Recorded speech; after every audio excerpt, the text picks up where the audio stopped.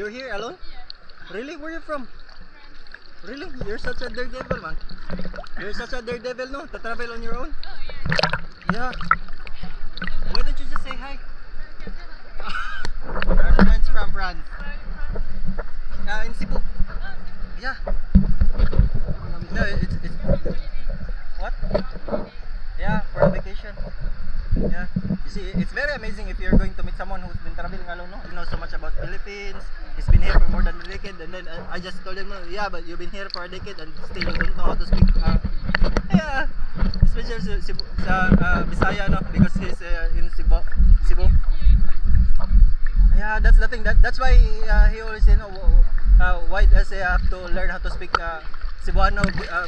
Besides, most of people here knows how to speak English. Yeah.